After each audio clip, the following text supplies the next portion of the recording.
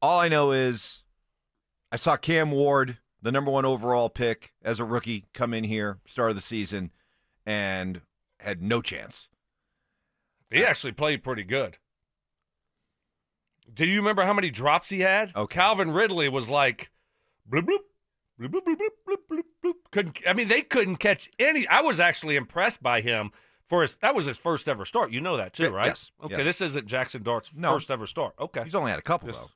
This will be his fourth.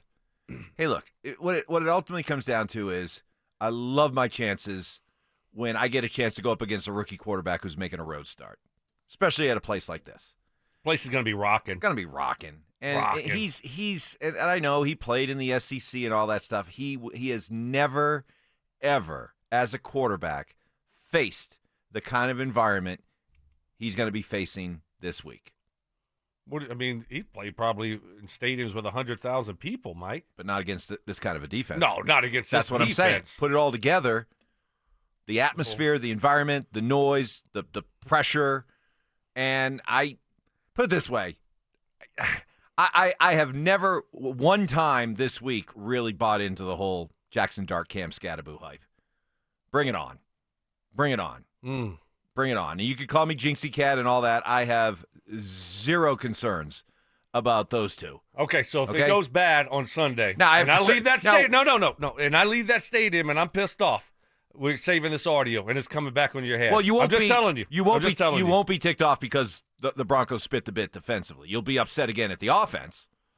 But if they lose on Sunday, it won't be because Jaxson Dart and Cam Skattebo, these dynamic duo rookies that have energized New York City, are going to come out here and give it to the Broncos. No way. What's their nickname? You know they have to have a nickname. Do they have a nickname back there? Well, you know they have to. Well, I don't think know. So. What is it?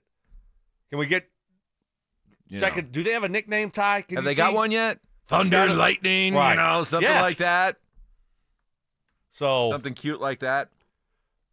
No, I feel good. I feel good about our defense against their offense. I don't feel good about our offense. I still don't. Amen. I don't. Okay. I don't. All right. And that when you have an offense that's limited, like the Broncos offense, you're going to find yourself in games like the Jets game where it's touch and go in the fourth quarter against a bad football team, because your offense just can't get going, can't do enough to separate. Hopefully, and now we've seen this offense separate, especially last year. They got going a little bit, and hopefully that's going to be the case this year. But I think we're going to see some more of those moments like we did against the Jets. 3 quarters against the Eagles. 3 quarters doing nothing. And then the fourth quarter was unbelievable. Like, where was that for the game? Like, why was it just the fourth quarter?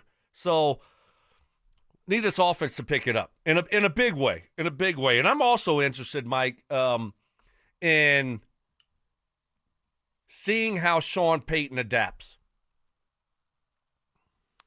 Okay, and seeing, you mentioned it. Adapts or concedes? Well, no, you mentioned it, and after the London game, he sounded defeated. He didn't sound happy. Nope. Right? This was him. This was him right after this, it's supposedly very hard to win in the NFL, and you got to be able to savor every victory, and your defense just went out and absolutely dominated, and you'd think as a head coach you would just be like pumped up, right?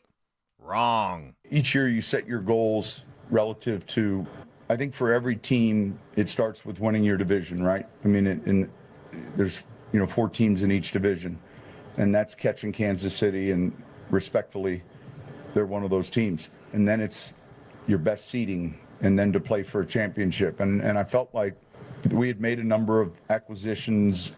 We drafted a handful of players that were going to be able to help us, and I still think we're going to be a team that's in the hunt. We got to improve though. There's a lot of things that you can't do to beat yourself, and I think our penalty numbers are still poor.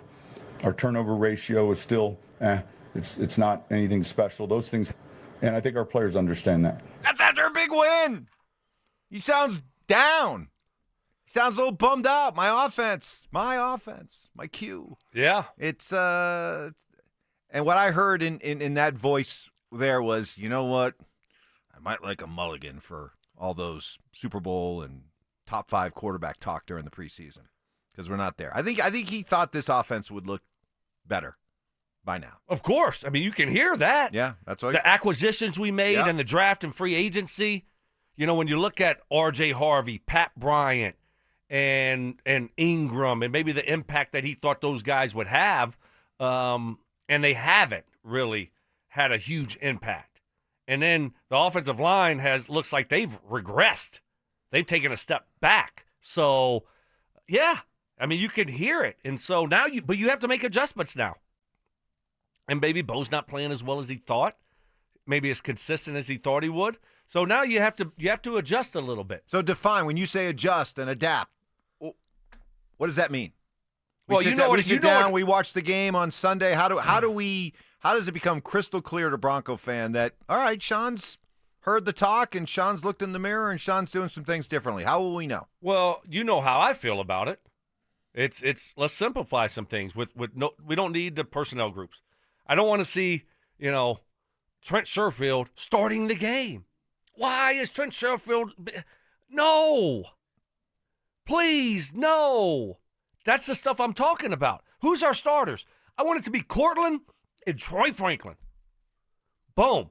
And when we start the football game, you think I was ever in the starting lineup for, I don't know, a Reggie Wayne or Marvin Harrison? Never, ever. Okay? So, who are your starters? I want those guys in the game. And let's leave them in the game for a while. And then when we go 3 wides, okay, I don't need to have 4 3-wide packages. Okay, run in Mims or run in Pat Bryant, and then that's it. And that's it. That's all she wrote. Tight ends, 2 tights. Okay, who are they? Right? I mean, if we see that, now we'll know, hey, okay, we see some adjustments now. It will be interesting to see if they make, because Sean's always operated, and he's told us that he likes to operate with a lot of different groupings, thinks it gives the defense an issue. But right now it's given our offense problems. Right? Our offense hasn't been able to handle it. So let's see. Let's see if they kind of went back to the drawing board and say, all right, let's take a step back. Maybe we're doing too much. When it comes to adapt, adjust, things that look different for us as a fan watching the game on Sunday, what about the idea of we see more up-tempo? There was a lot of talk about it this week. Here's what Bo had to say about it. I just like it because it gets the defense off balance. They, don't have many calls that they can get to when you go quick. And we just play well from, quick game and getting to the ball, seeing what they're in, just finding answers and going. I think it's just tough on defenses. It always has been. I think that's the biggest reason is because it limits what a defense can do. You're more attacking them instead of letting them, sit back and attack you. So I think it's worked well when we've done it, and so I'm sure we'll continue to do it. All right, before you answer that, I just want to give you a little bit more stuff to go on here.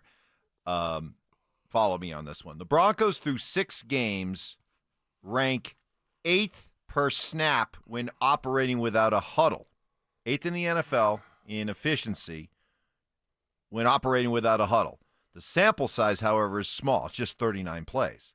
But in those 39 plays, they've done pretty well. The league-leading Commanders have had 217 no-huddle snaps to the Broncos 39. 217 to 39. And Jaden Daniels has said he likes operating at tempo because it allows him to get into a better rhythm of identifying favorable matchups while giving defenses less time to adjust. Is it time, especially because you talk about how when you're playing at home, it's quiet, the crowd gives you the peace to go out and run your offense without many distractions. If ever you're going to do no huddle, up tempo, it's at home. You got the altitude. How about this week? Right, they're a little bit tired. Yeah, sure. If you want to sprinkle it in there, it doesn't have to be, your every series. But like what Bo is saying, the reason why it simplifies things is because they can't substitute. And then what are they doing? The defensive coordinator's like, okay, well, let's, they got to get the plays in, the calls in quickly.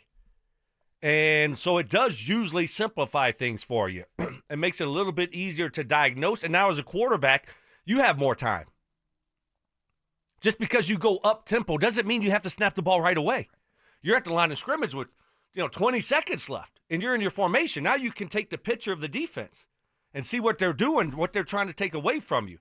And maybe that will help Bo. Maybe that does help Bo. It seems like he likes that. So if he likes it, hey, use it a little bit more. Maybe we will see a little bit more up-tempo. Now, it can be something that could be a negative, because if you're doing up-tempo and he goes 1, 2, 3, punt, it's not so good, right? Why are you doing, Okay, so You're giving me the, Well, here's why, okay? Is going 1, 2, 3, punt, no huddle, and the drive being over in 59 seconds any different than when they do huddle up and go 1, 2, 3, and they're punting after about a minute 59? I mean, tip of the cap. okay? All right, tip of the cap. All right, I knew where you're going. All right. But one thing I hear, whether it's hockey players, basketball players, football players, is that when they talk about coming here to play at altitude, what I hear the most is that you really feel it in that first period, in that first quarter, that it's just like, oh my God, I can't breathe. There's like an elephant standing on my chest. And then the athletes adjust. But they all acknowledge that early on, it's a bit of a transition to get used to. So if ever there's a perfect time, wear out that Giants defensive line that Mark talks so highly about. Wear them out a little bit. Come out, play a little up-tempo, feed off the energy of the crowd. Let's tire these guys out.